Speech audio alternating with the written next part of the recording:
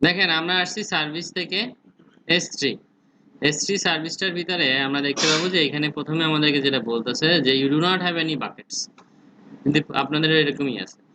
এইখান মানে হচ্ছে প্রথমেও বলতেছে একটা বাকেট তৈরি করার কথা, তাই না? S3 তে সবকিছুই হচ্ছে বাকেট বেসড। বাকেট বলতে আসলে আপনি কি বুঝবেন? এত কঠিন শব্দ ইউজ না করে বাকেট বলতে আপনি যেটা বুঝবেন সেটা হচ্ছে ফোল্ডার। সবচেয়ে সহজ কনসেপ্ট। আমরা এইসব কঠিন ওয়ার্ডে না যাই, এই বাকেট কন্টেইনার এইসব না বুঝলেও চলবে। যদি মনে করেন একটা ফোল্ডার আছে আপনার, এই ফোল্ডারে যা যা করা যায় এই বাকেটও তাই দিয়ে করা যায়।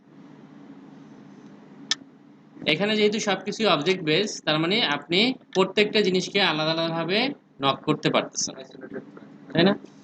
বাকেট আমরা তাহলে প্রথমে একটা ক্রিয়েট করতে হবে। মনে রাখবেন বাকেট হচ্ছে আপনার জন্য ইউনিক। পৃথিবীতে যত বাকেট আছে সব বাকেটই হচ্ছে ইউনিক, কারণ প্রত্যেকটা বাকেটই আপনি চাইলে ইউআরএল দিয়ে অ্যাক্সেস করতে পারেন। সো ইউআরএল মানে ডোমেইন, ডোমেইন মানে অবশ্যই আপনাকে ইউনিক হতে হবে।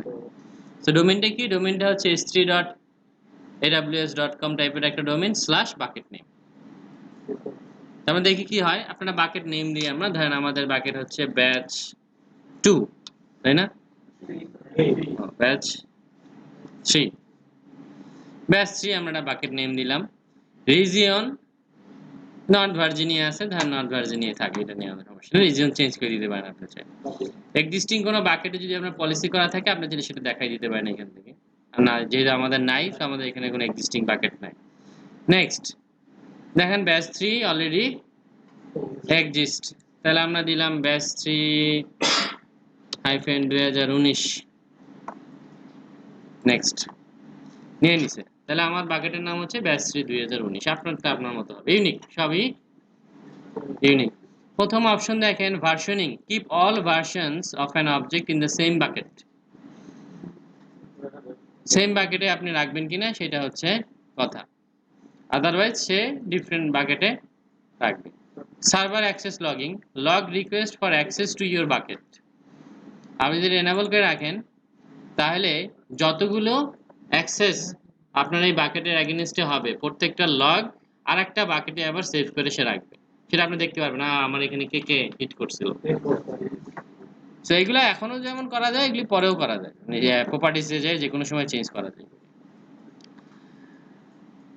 Object level logging, default encryption, object lock, permanently allow object in this bucket to be locked, CloudWatch request matrix, এগুলো হচ্ছে বাকেট। সো আমরা এগুলা কিছুই না করি, এগুলি ডিফল্ট সব কিছুই। আমরা নেক্সট ব্যাচ 2 চলে আসছে না। নেক্সট এখানে কি বলছে? এখানে বলছে যে এই বাকেটটার পাবলিক অ্যাক্সেস সেটিংস কি হবে, মানে এই বাকেটটা পাবলিক থেকে অ্যাক্সেস করা যাবে কি যাবে না। কি বলছে? বাই ডিফল্ট সবকিছুই ব্লক আছে এখানে, মানে বাইরে থেকে অ্যাক্সেস করা যাবে না। আমরা এটাই রাখি, আমরা দেখি পরে কিভাবে চেঞ্জ করা যায়, কারণ এটা যেহেতু ডিফল্ট অপশন, আপনার পরে দেখবো যে চেঞ্জ করা যায়। আপনি চাইলে এখান থেকে বন্ধ করে দিতে পারেন, তাহলে পাবলিক থেকে অ্যাক্সেস করা যাবে। এইটা হচ্ছে এসিএল টাইপের, যে আপনি বলতেছেন যাবে কি যাবে না, কিন্তু বাকেটকে পাবলিক করা হবে না, কিন্তু বাকেট প্রাইভেটই থেকে যাবে। কিন্তু বাকেটকে পাবলিক করা যাবে কি না, এটা হচ্ছে সেই পারমিশন।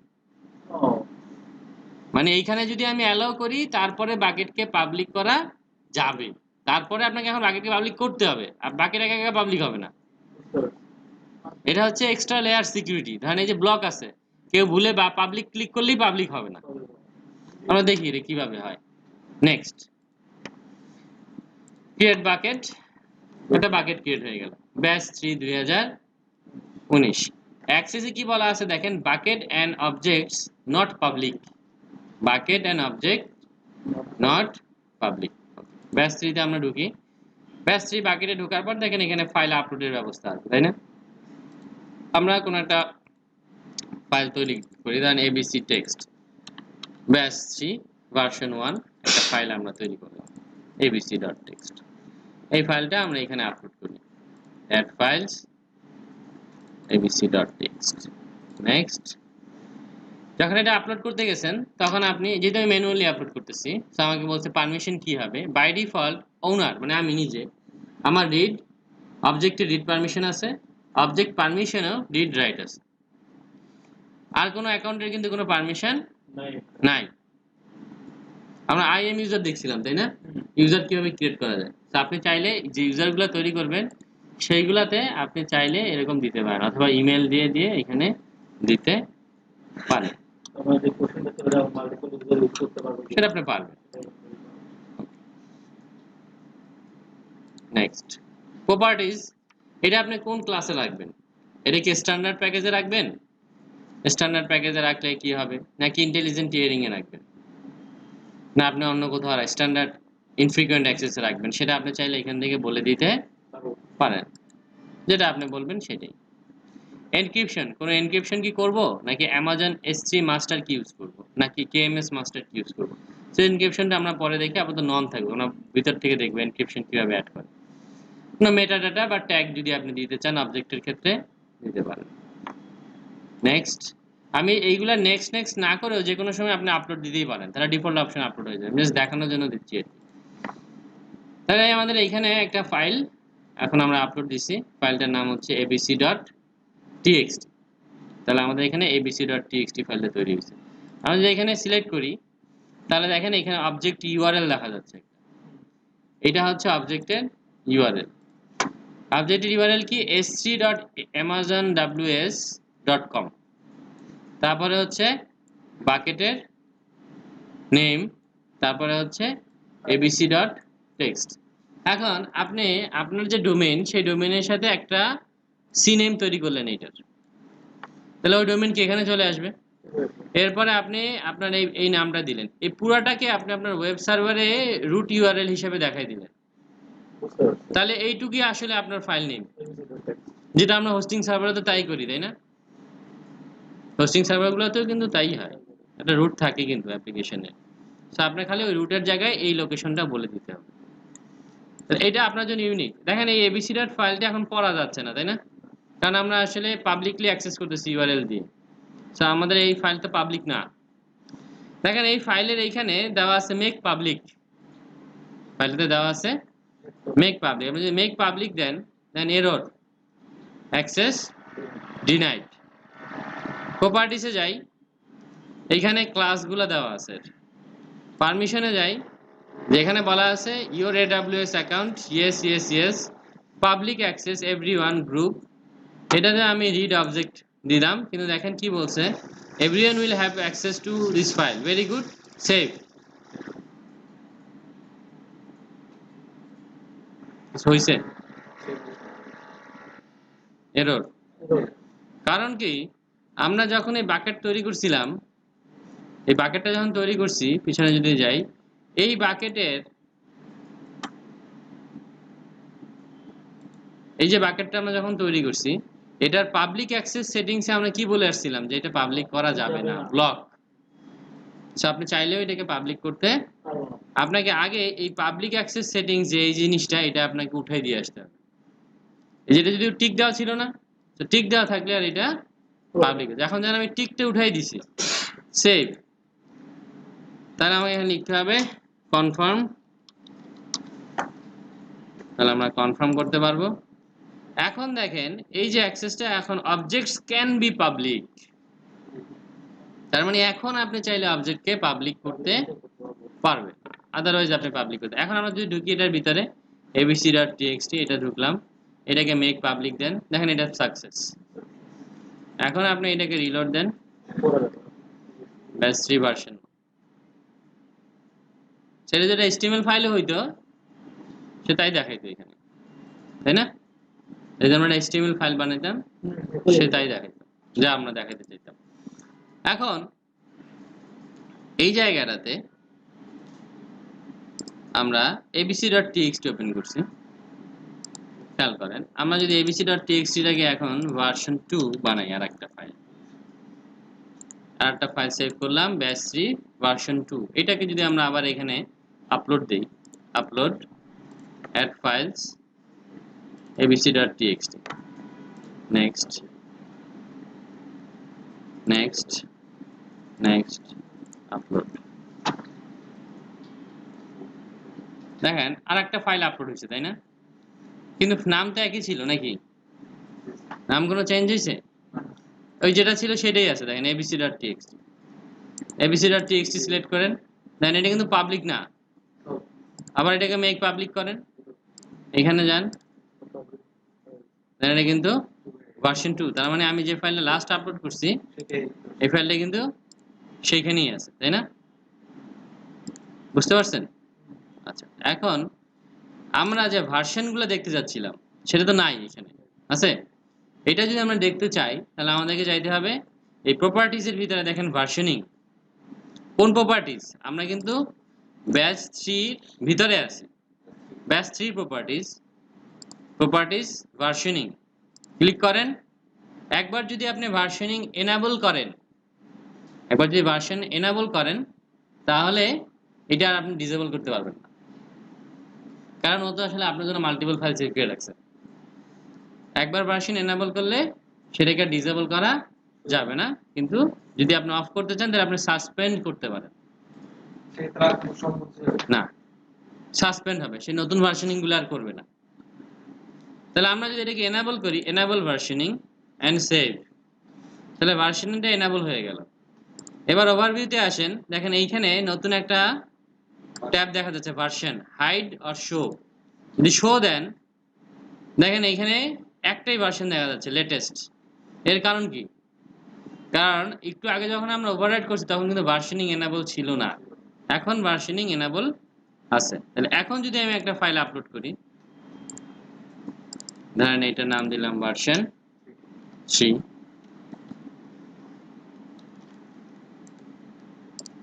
এখন আমরা এই ভার্সন 3 আপলোড করলাম, সরাসরি আপলোড দিয়ে দিই। দেখেন নতুন একটা ফাইল চলে আসছে, তাই না?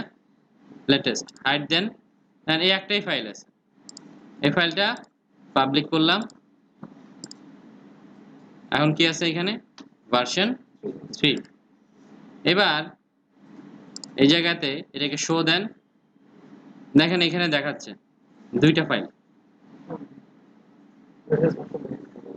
এটা একটা ফাইল, এটা একটা ফাইল, এটা লেটেস্ট ভার্সন, এটা হচ্ছে তার আগের ভার্সন। কোন ফাইলের? abc.txt। আপনি যদি অন্য কোনো ফাইলও তৈরি করেন, তাহলে আমরা যদি এখানে আরেকটা ফাইল তৈরি করি, ধরেন এবিসি ম্যাটেরিয়ালটা আপলোড করে দিই, এখানে কি না কি জানি আপলোড অ্যাড ফাইল, এটাই অ্যাড করে দিই আমরা।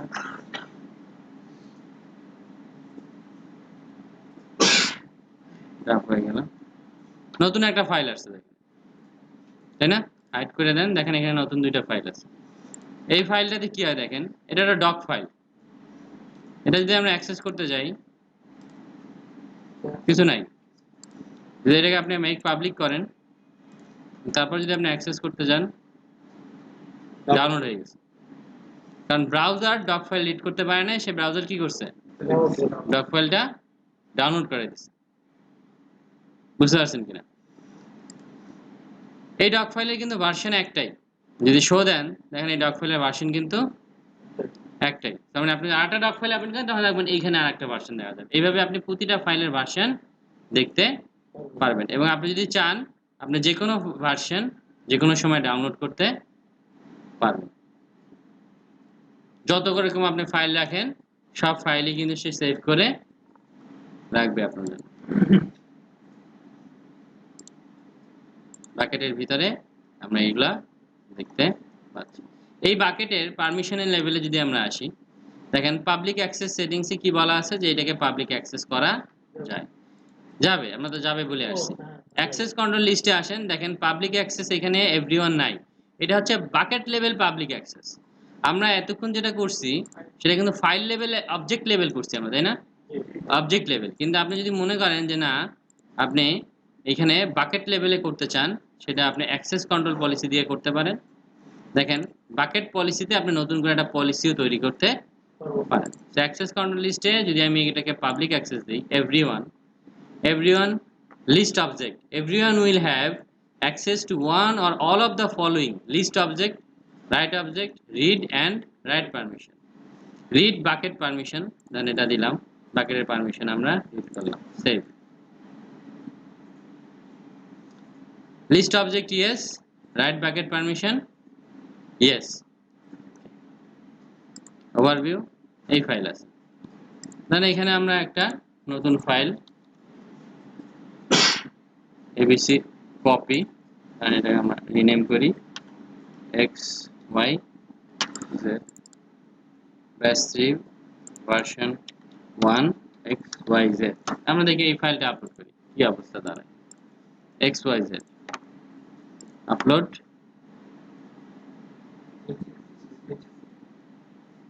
Files XYZ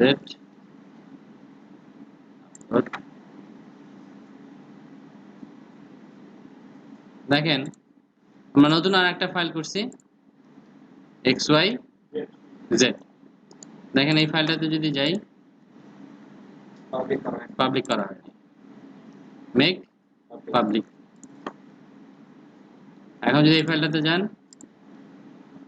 version 1 XYZ। আর একটা ইম্পর্টেন্ট ইস্যু আছে এখানে,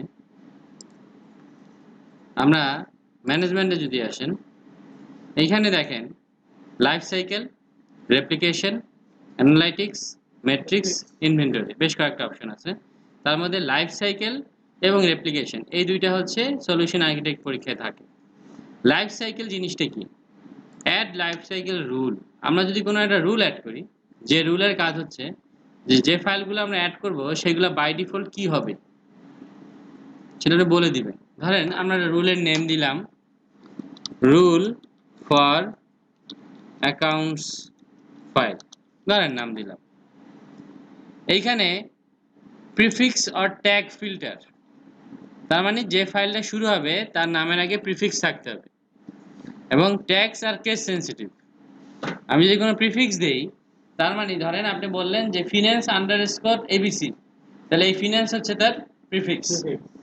এরপর ফিন্যান্স আন্ডারস্কোর দিয়ে যত ফাইল আপলোড হবে সবগুলাকে সে এই পলিসির এই সাইকেলের আন্ডারে আনবে। আর যদি আপনি এটার কোনো প্রিফিক্স না দেন তাহলে যত ফাইলই আপলোড হবে সবই এটার আন্ডারে পড়বে। তো আমরা না দিই, আমরা নেক্সট দেখি storage class transition.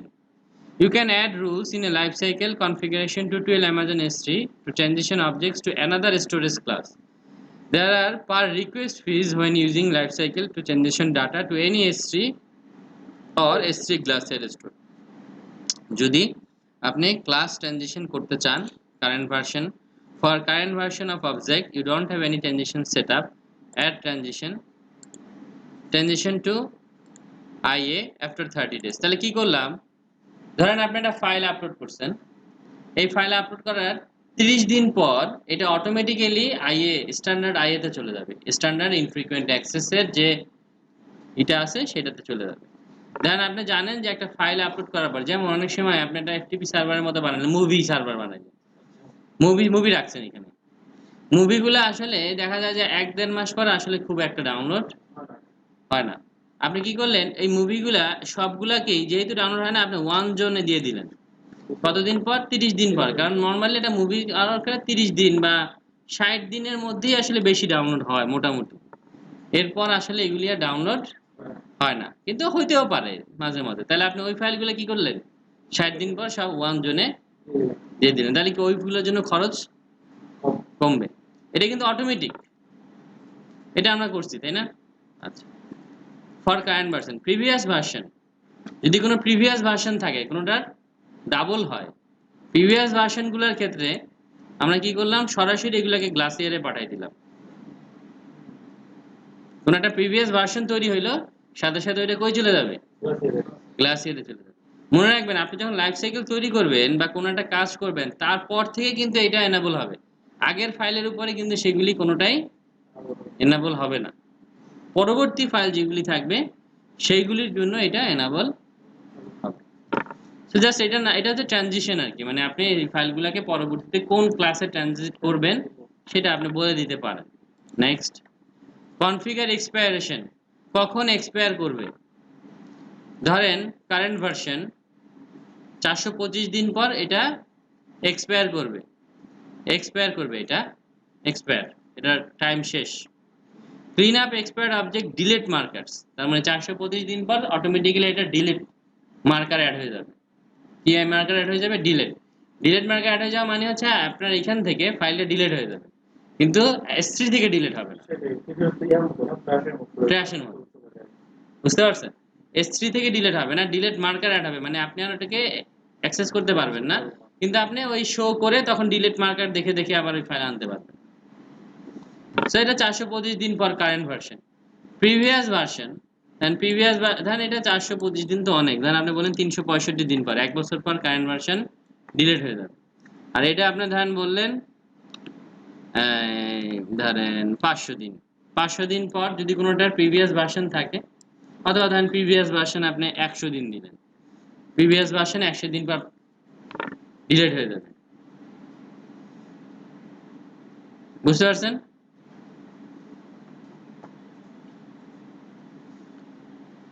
Next overview দেখলেন, তাহলে আমরা কি করলাম, আমরা একটা লাইফ সাইকেল রুল অ্যাড করলাম। বুঝতে পারছেন? এটা অটোমেটিক কাজ করবে, তারপর যখন আপনি ফাইল অ্যাড করবেন এটা অটোমেটিক্যালি কাজ করবে। আমি এখানে যতগুলো ফাইল আপলোড করব সবগুলোর জন্য এই রুলটাই, সবগুলোর জন্য এই রুলটা অ্যাপ্লাই হবে, যেহেতু আমরা কোনো, এই দেখেন apply to whole bucket, full bucket আলাদা, কারণ আমরা কোনো ট্যাগ দেই নাই।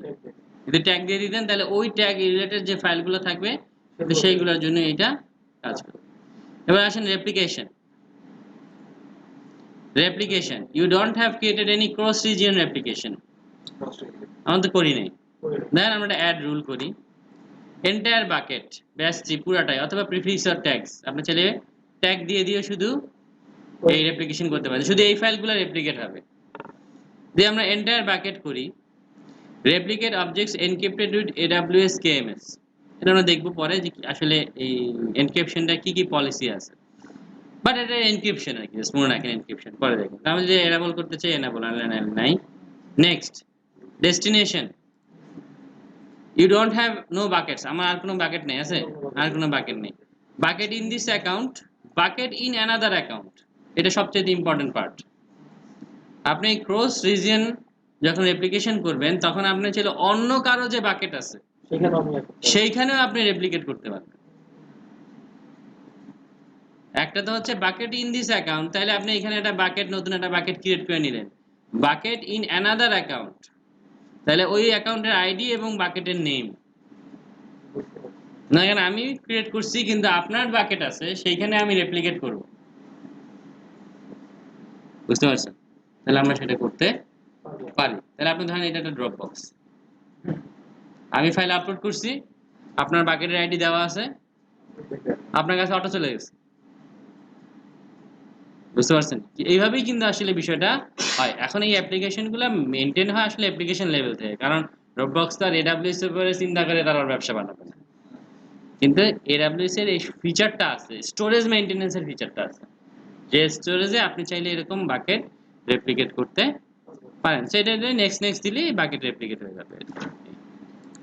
আমরা অ্যাপ্লিকেশন আমরা না করি। এই দুইটা হচ্ছে AWS সলিউশন আর্কিটেক্ট পরীক্ষায় আসে, এগুলি আসে না, এগুলি আপনি দেখতে পারেন। এগুলো হলো অ্যানালাইটিক্স, আপনি যদি অ্যানালাইটিক্স অ্যাড করেন তাহলে অ্যানালাইটিক্স দেখতে পারবেন, আপনার কি লেভেলের কি হচ্ছে না হচ্ছে সেটা দেখতে পারবেন। ম্যাট্রিক্স দেখতে পারবেন, ব্যাস শিট, কোনো ম্যাট্রিক্স এখন তো কোনো কিছু নাই।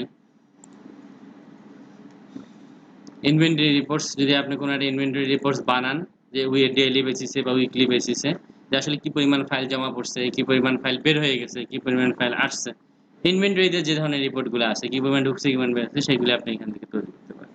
আর এগুলি AWS সলিউশন আর্কিটেক্ট পরীক্ষায় আসে। এই হচ্ছে একটা বাকেট, খুবই নর্মাল কিন্তু খুবই ইম্পর্টেন্ট একটা টপিক, এবং এই বাকেট দিয়ে আপনি অনেক কিছুই করতে পারবেন। কি করবেন সেটা অন্য ইস্যু, বাট আপনি যে কোনো ভাবেই ম্যানেজ করতে পারেন। বিষয়টা হচ্ছে এটা আপনি করতে পারেন। দেখেন এখানে বলা আছে Amazon S3 block public access lets you enforce a no public access policy for your accounts and buckets. By default এটাই আছে, কোনো পাবলিক অ্যাক্সেস নাই, তো আপনাকে এগুলি তৈরি করে নিতে হয়। দেখেন ডিসকভার দ্য কনসোল, আপনি যদি এই ভিডিওটা দেখেন তাহলে আপনি অ্যামাজন থেকে শিখতে পারবেন যে S3 তে আপনি আসলে কিভাবে কাজ করতে হয়। এটা একটা ইন্ট্রোডাকশন লেভেলের আর কি, এখানে এরকম অনেক আছে AWS এর ভিডিও দেখবেন, এগুলি অনেক ধরনের টিউটোরিয়াল আছে। আপনি চেষ্টা করবেন অ্যামাজন ওয়েব সার্ভিসের যে চ্যানেলটা আছে, এই অ্যামাজন ওয়েব সার্ভিসে অ্যামাজনের তৈরি করা সব নিজস্ব যে জিনিসগুলো আছে এইগুলি থেকে দেখে শেখার চেষ্টা করবেন। এখন বেশিরভাগ সবকিছু তো আর ওইভাবে সাজানো নাই, ওরা তো নিজেদের মার্কেটিং এর জন্য অনেক কিছু দিয়ে রাখছে, আপনি একটু কষ্ট করে খুঁজবেন যে আসলে আপনার কোনটা লাগবে। এই যেমন লাইট শেল আছে এখানে, এই যেমন এডাব্লিউএস প্রোডাক্ট অ্যান্ড সার্ভিস যদি জানতে চান কি কি প্রোডাক্ট, EC2 স্পট ইনস্ট্যান্স বলতে কি বোঝে জানতে চাইলে এই প্রোডাক্ট দেখবেন আপনি, কন্টেইনার সম্বন্ধে জানতে চাইলে এটা হাজার দেখবেন। হাজার ভিডিও। এটা প্রচুর ভিডিও আছে, তো সবকিছু আপনি একবারে শিখতে যাবেন না, আস্তে আস্তে শিখতে চান। AWS training and certification videos আছে দেখেন, এই ট্রেনিং এন্ড সার্টিফিকেশন ভিডিওস এগুলাও কিন্তু আসলে কার, অ্যামাজন ওয়েব সার্ভিসের করা, তো এগুলো আপনি দেখতে পারেন, সময় নিয়ে এইসব আপনাকে দেখতে হবে যদি আপনি এগুলি দেখতে চান। তো এই হচ্ছে মোটামুটি S3 সার্ভিস, বোঝা গেছে।